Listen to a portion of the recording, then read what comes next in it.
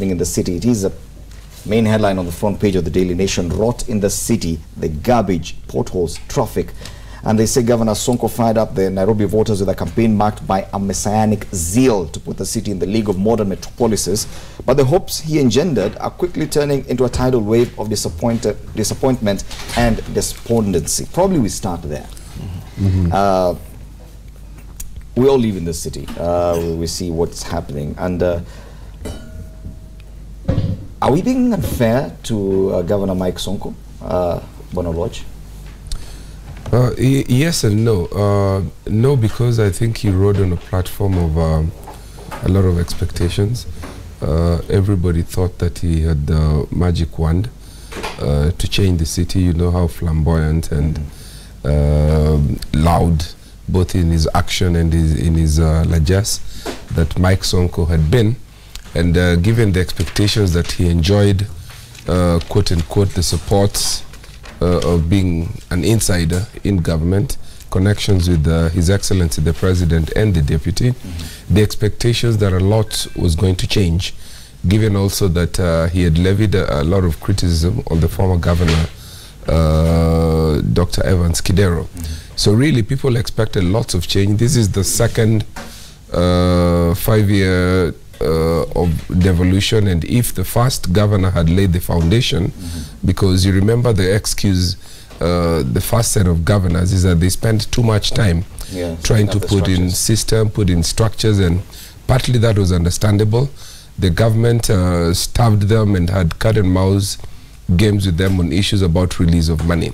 So no, you cannot, that's the other part. But on the other flip side of it is that when you become governor and you come in with a clean broom, also you attract a lot of opposite negative energy in form of cartels, people who have held captive the county government in terms of contracts. You remember one of the key things he said in recent weeks is that he wasn't going to pay contractors until an evaluation of that was done. That went into court, and it's been a big problem. So he has to play a lot of balancing act, and it's a difficult job. I must say it's a very difficult job, but there is huge problems about traffic. There is an even bigger problem about garbage collection and services to the people. Yes. And that's what we see. It doesn't look nice. If you see the pictures on pages 10 and 11 of the Daily Nation, the kind of garbage, potholes, flooding, no drainage, and all these things. This is what people see. For a governor who came up, who was elected with massive support, got quite a huge number of votes. Surely, this does not look good on him. At this point, if at all anything was to be said, I do not think voters in Nairobi, if at all they were called upon to vote again today for the governor, they would not, do you think? Well, I think, Fred, the Mheshimiwa has actually captured most of the challenges facing Nairobi and has put it in a very good perspective. Another thing we'll know is that during campaigns, the leader will always campaign in poetry and then they govern in prose. So the expectations of the citizen cannot be commensurate to the campaign promise, because you know how campaigns are, it's very competitive. Therefore, if we base our expectations purely on the campaign promises, then we miss the point. We'll actually send all leaders home, if that is the basis that we'll use to base how they perform. But still, we cannot say that there is nothing expected from the governor. The only challenge is that Nairobi, being the capital city, is actually a city county. We cannot expect it to run only purely under the county government. There is a level of complementarity from the national government which is expected, and the only challenge is that there's been this expectation, this challenge of center-local relationships, where national government, whenever they want to participate in a function within a county, there is always feelings of suspicions that you want to control. So that's one of the issues that needs to be addressed. But on overall, Governor Sonko has been this flamboyant politician who has had a lot of a larger-than-life personality. So the challenge for him is to transform this into service delivery. And as Mheshimiwa pointed out earlier, the last 5 years of devolution were essentially the first 5 years of devolution. So we were just beginning. And most of these functions were transferred from the national government now to counties. So going forward, I think we need to start now refocusing our attention in terms of looking at the performance of counties and asking ourselves critical questions. When we devolve these functions, did we also give them enough capacity to conduct these services? And also, are there frameworks that enable center-local relationships so that there is complementarity, rather than you see a governor saying, this is my county, and I do not want anybody. You've had cases where a governor tells the county commissioner, you are nobody in this county. And also the reverse, where maybe there are overzealous national government officials who want to exert themselves. Yes. So the challenge is for Governor Sonko to put in place systems of complementarity work with the national government, but also for the common citizen. I think we need to lower expectations a bit across the board, not just for Nairobi. Lower our expectations? Based on the campaign promises. We deserve service, but based on the expectations and the realities of our time. But surely we should be seeing something. Which is why I'm saying we deserve service, but we not base them on the campaign manifesto. Because even his promises, what he said he would achieve in the first 100 days of it being in office, have you felt any difference? Is there anything visible that you can actually say, Governor Sonko came and fixed this, and we can actually see the fruits? Because surely this is what we're seeing. It's 6, 7, 8 months since he came into office. Is there anything, even one, you can actually point out and say, yes, this one was fixed by Governor Sonko? Yeah, thank you very much. You know, we must appreciate first and foremost, not only for Governor Sonko, but for the second generation governors who are coming in, inheriting actually accounts that are almost empty. And we must appreciate this. And you remember even Governor Sonko a few months saying, for the governor was there, he almost left the accounts almost red. And again, he was left with so much to pay, debts and that kind of a thing. And that is one thing we must appreciate. So what you're saying is that assuming that was a fact, then obviously what we're expecting from Governor Sonko is to do a lot in terms of upping the game. And it's not very easy without resources. And again, it's not very easy without, again, support from national government, as my good brother is saying. So you feel the headlines are a bit unfair to Governor Sonko? I think they must also be balanced in terms of what is happening in reality. In terms of resources, they should be able to say, this is what he inherited, this is what it is, and this is what is expected to do. Number 3, we must also appreciate the support system of Governor Sonko. Of the last 1 year or so, with a deputy governor not running without a deputy governor, for example. And again, with a lot of changes in the executive and that kind of a thing. So I think he needs to get his support system right first. To me, that is very important. He must get his act right. And without that support system, becomes a very big challenge for him to run a big county like Nairobi. And Nairobi being, so that is, I think that is a mix of a number of issues that are facing him.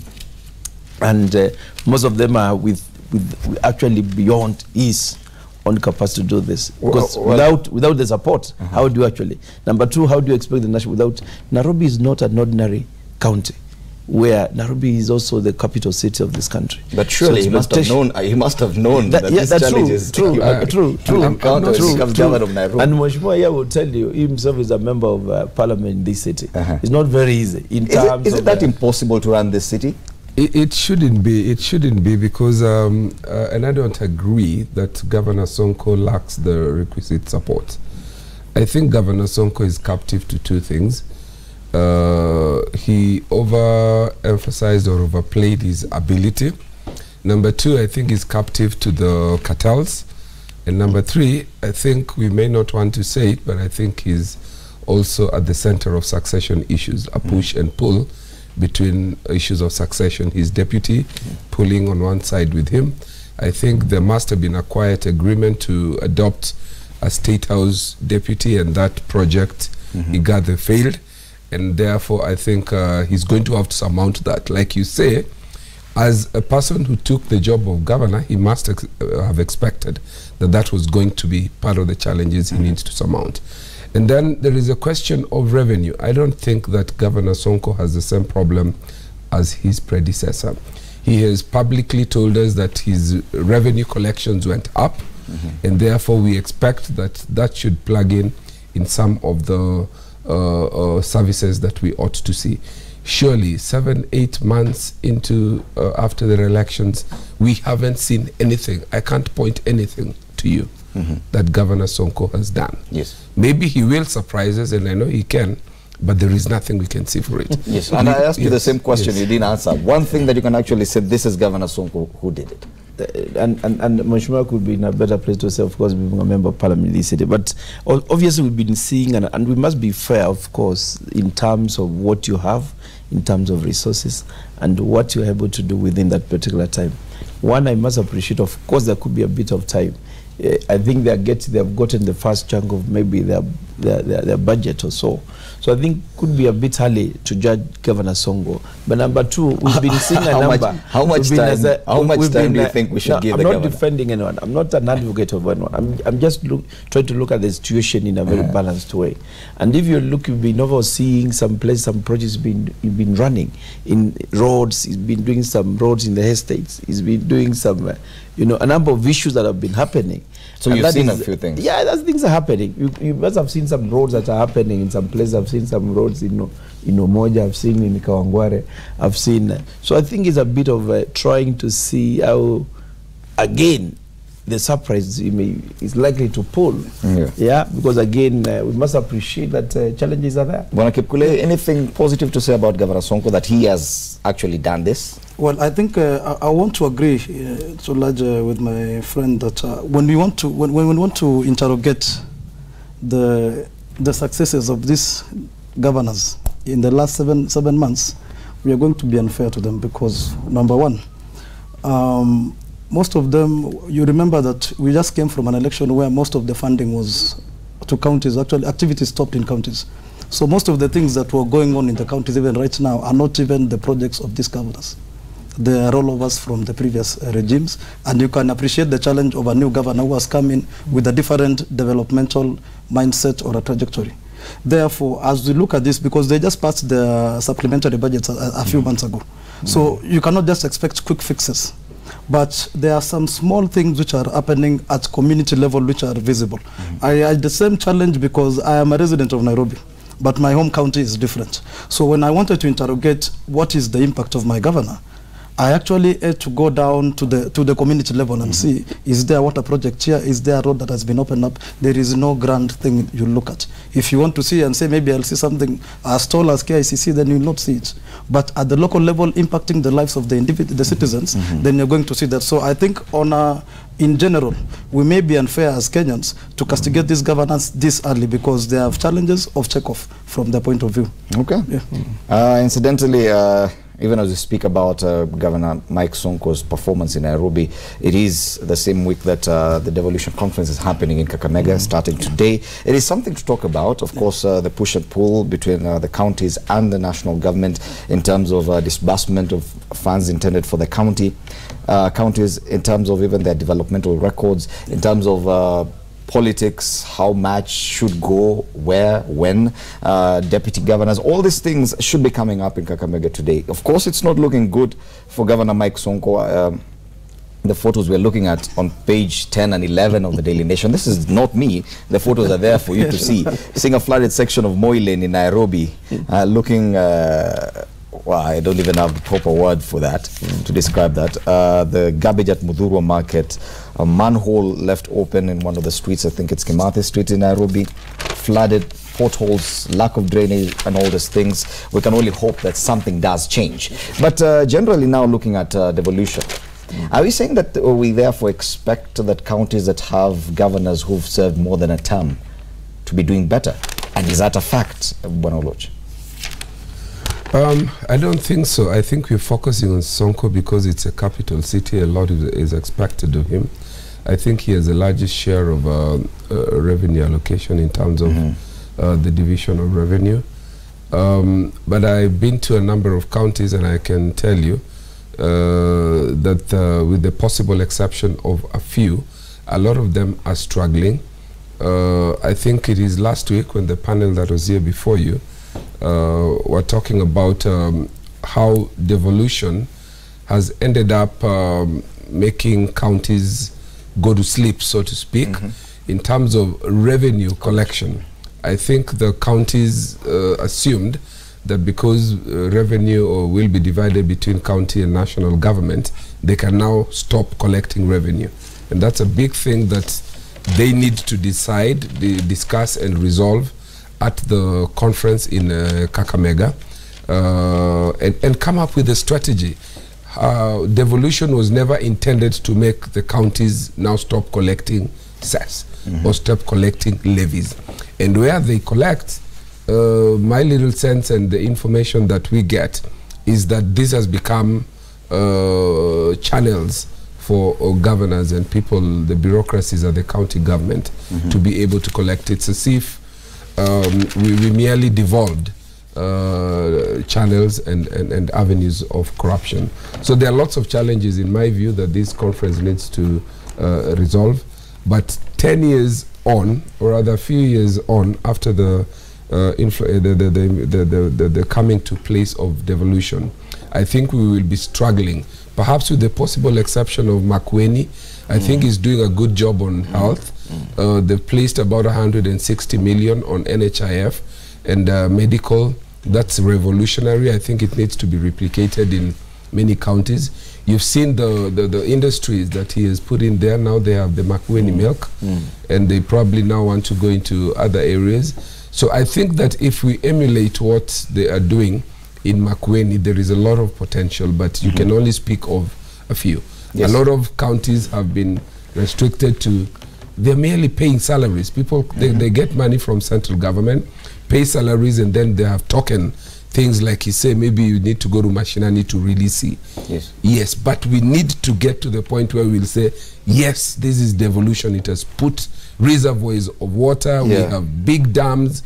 We have irrigation. We have things happening at the county level and infrastructural things. I think we're still a long way to go. Yes, and of course, Bwana Kivutha Kibwana, Professor Kivutha Kibwana is one of those who has served as governor for more than a term. Do you think that such governors who were there in the first 5 years and came back after the August 8th election are doing better? Do you think, away from Professor Kibwana, do you think that is a fact on the ground, that they are actually doing better? I think they have an advantage in terms of having uninterrupted transitions.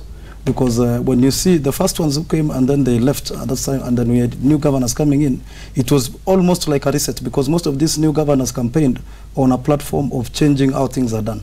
But when you look at even the Makueni model, you realize that Kenyans started realizing what's happening in Makueni after this election.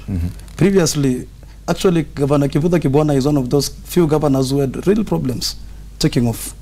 There was even a time when he said, well, if this is the challenge, then let's just dissolve Makueni County and let it be managed by national government. But clearly he had a vision, and it took time to put in place the structures. So the governors who are in their second term have the advantage of uninterrupted transitions, because now their plans continue. Most of them actually continued with the new, with the previous CECs and all the county structures. But the ones who came in actually started from a lower position. So that is it. And actually the Makueni model is something that is, it should be adopted. You notice, Mheshimiwa pointed out that it's only 160 million shillings which was pumped to activate universal healthcare in Makueni. That amount, when you look at it in terms of how much it is not so much at the county level.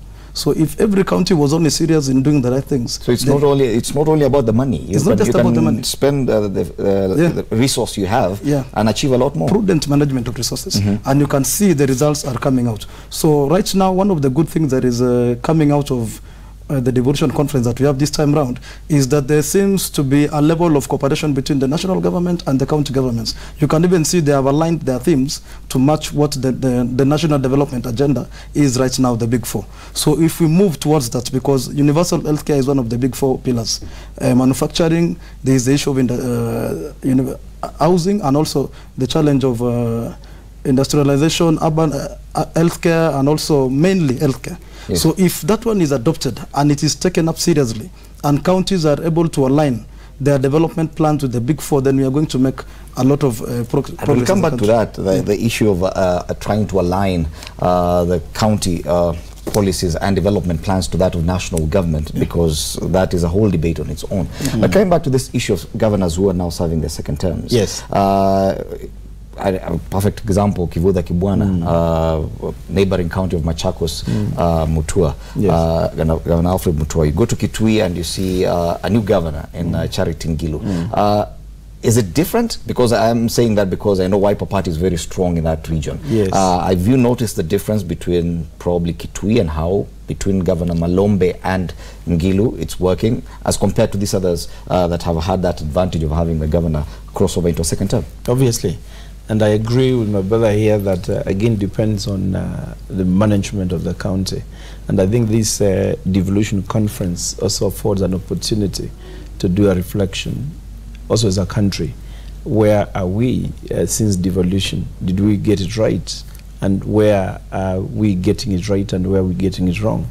And a good example is what they've given of Makueni. And I can tell you for free that if you go to Makueni, where I have myself seen people appreciate actually the true fruits of devolution, accessing basics, health now, to an extent that no one can die now because you don't have a medical facility.